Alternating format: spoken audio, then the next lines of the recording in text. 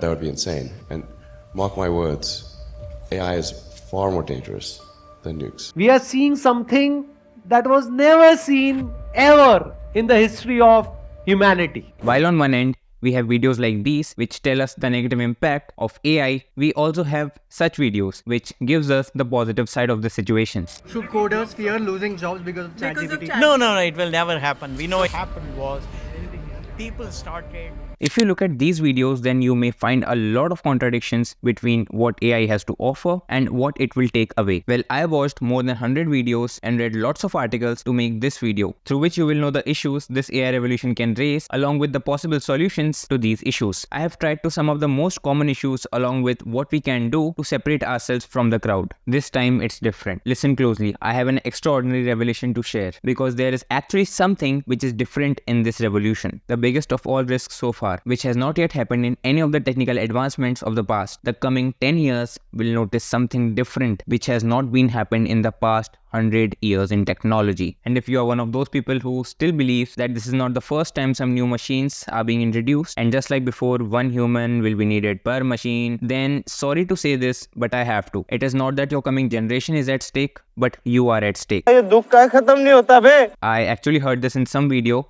that it is not 2030 for the disruption of the job market. It's this year, it's 2023. Because in all the previous times, people manually had to work. But now since AI is here, the more data it gets, the more it gets trained. And the more it gets trained, the more it develops itself. There is a specific term for this called machine learning or ML. And so you cannot just hope that this technology goes away. No, it's here.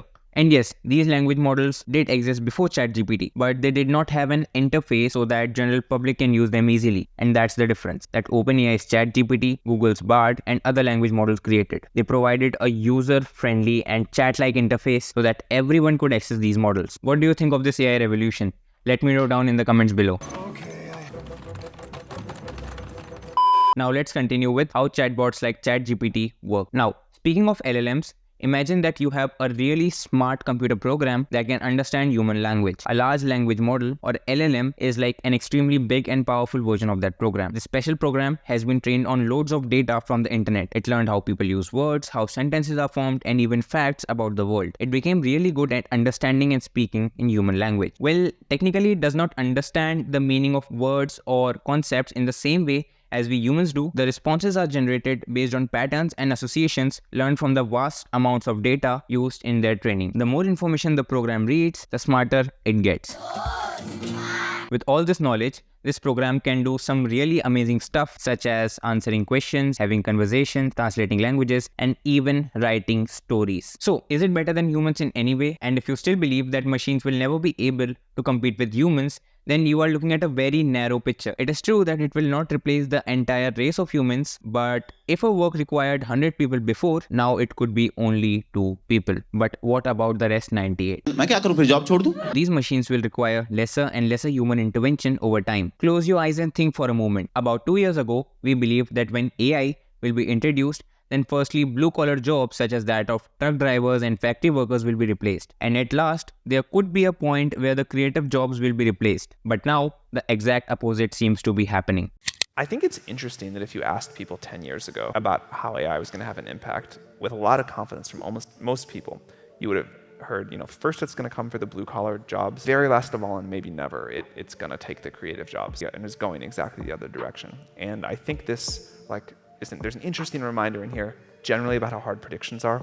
He said that, one day AI is going to automate everything and we're going to have only creative jobs. I was like, first creative jobs are going to go. Do you know why? Here's the simple reason, okay?